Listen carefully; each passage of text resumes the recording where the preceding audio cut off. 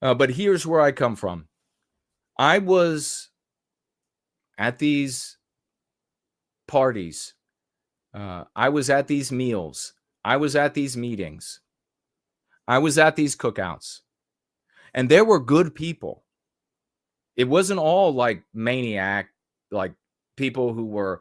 In fact, when I look back, the the people who were like your hardcore like LARPer, if they ever came around, they gave respect.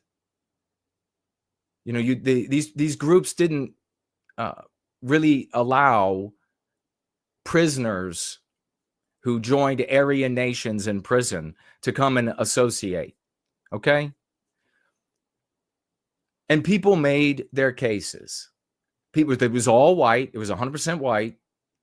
And people made their cases about what has to be in the conversations, what should be done, and the big difference between me and the other people and the cases that they made was that they made cases that I saw as daydreaming. Now, I thought, if they could make it happen, and I said I was very respectful, that if you could somehow make this happen, you can't articulate how you're going to make it happen, but if you could somehow make it happen, that you could end our victimization, I'd be for it. Like if it's happening, I'd be for the end of our victimization, not hurting other people, ending our victimization. But I would have respectful disagreements, because I would say many of the arguments that you all hear today, a little bit less refined, obviously, earlier in my life. And that was that I would say you all are daydreaming. You all are talking about what a perfect political party would look like. And if we had a perfect political party, then we could take over the country, and we could take over this Western, we could take over that Western country. And they would have daydreams about what the perfect religious endeavor, Christian religious, from the folks of like Butler and etc. What their recommendations, it was always like this pie in the sky. If this is how it should be, this is how it should be, this is the case we should make to people, and this is how it should be. And I, in my, I don't know, ignorance, I guess, because these people were never going to listen. There were some good people, so they absolutely, but some of them, no, they were never going to listen. I showed up and I said, okay, fine. You think it should be this way. You're daydreaming about it. That's all well and good. But this is how it is. This is how it is. And you know what happened back then was there wasn't nearly as much, just as an aside, of the argument that, well, if we could just tell everybody about the Jews, everything would be better. Why? Because people were in this movement in quotes, telling people about the Jews on primetime television. So people weren't saying, well, if we could only just tell them, if we could only just get on primetime or daytime TV, if we could only just get on primetime talk radio, because people from the quote movement were on those things regularly.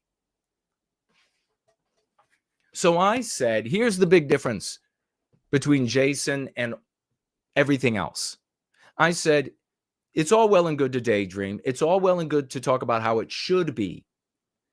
But there is how it is right now. And if we are going to endeavor to create something that lasts, something that invigorates itself from within, we have got to improve the lives of individual white people. And they looked at me like I had three heads. Like, what are you even talking about? And I was like, look, movements are composed of individuals. And we watch all the time as these people orbit in and orbit out, like Halley's Comet, because they come in, they ruin their reputation, they lose their family, they lose their wife, they lose their job, they get bored of the daydreaming and it never working, and then they leave. And then also some of the, in some of these circles with some of these people, some of the more like neurotic or unstable mentalities, you didn't get so much or as much of that in some of the national alliance circles. But people would be scared of them and they would say, I'm leaving.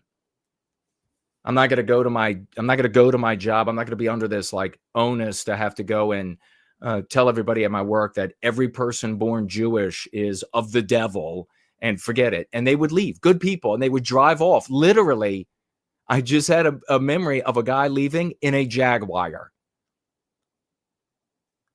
So these good white people would leave. I told them, I said, you have to make their lives better. Each of their lives have to be improved, and then they'll stay. So what is it? And then they would say things. They're like contrary arguments. They would say, well, we're trying to make their life better. If we could only have this daydream, then everybody's life would be better. And I would say, that's not good enough. You can't sell them on a daydream. That doesn't actually improve their life. You can't tell them one of these days, if everybody accepts this, your life will be better. But until then, it's really going to suck. You've got to tangibly improve the lives of white people. Why else are we here? Why else do we care? If it's just like a big abstraction, if the white race is just like this big abstraction, it's just like the white race is an abstraction you write down on a piece of paper, and is it supreme or is it not supreme or whatever? You're not talking about people. You have some sort of fetish. So I said we have to improve the lives of people. And key to that is creating the groundwork for families where the life of a woman and a man are both improved with what we are sharing. And then they rear their children and they're living our movement. So they bring their children and they're inoculating their children. And they say, well, we got families here. And I said, and you see what ends up happening. I mean, we're going to look at what happens with a couple of family members. And we just looked at Derek Black, where their lives are ruined and the children leave and the children reject white sympathy, even much less white positivity. They reject it all and move on. So I said, we need to be focused in love for our people and giving individuals the tools, the concepts that they can use to talk to themselves about what's happening, to talk to their family members, to talk to their coworkers, to talk to strangers about what's happening, so that they are strengthened by the tools we give them. Then we have families who are good people, and they rear children up in love for our people rather than hatred for others or fear of others or animus or whatever for other people. I mean, and you see these kids like Derek Black, and you're going to see Prussian Blue in a minute. What happened with them? They ended up leaving and saying that they were now focused on love and light. So what does that mean when Prussian Blue, Lynx and Lamb were their names? What does that mean that they were focused on before? Now they want to be focused on love and light. What was April, her name was, Gady. What was she focused on before that the daughters say, now we're focusing on love and light? Now we're leaving.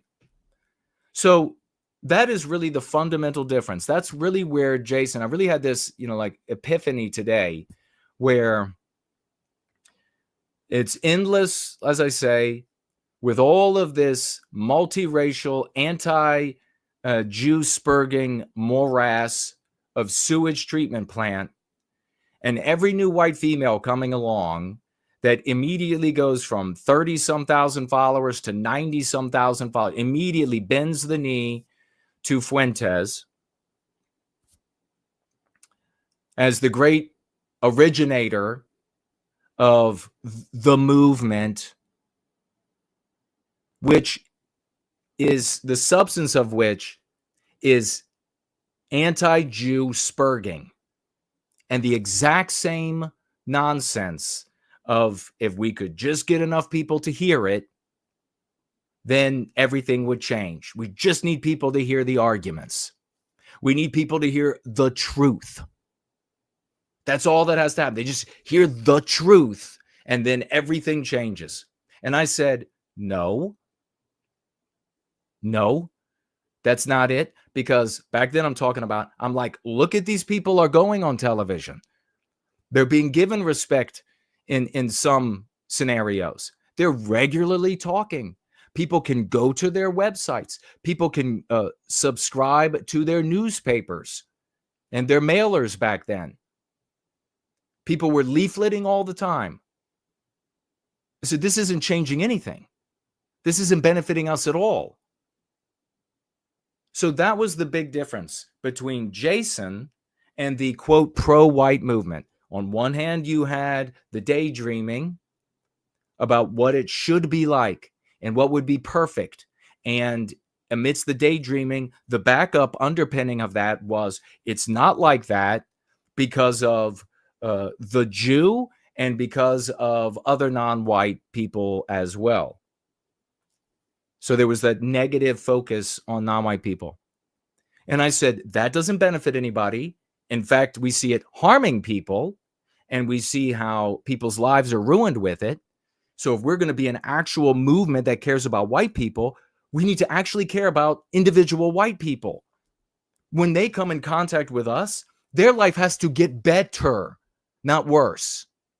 And there were good people there that were like, yeah, Jason, you're right, but you can't do that here because so many people don't want that. So many people want this other way. I heard that a lot too.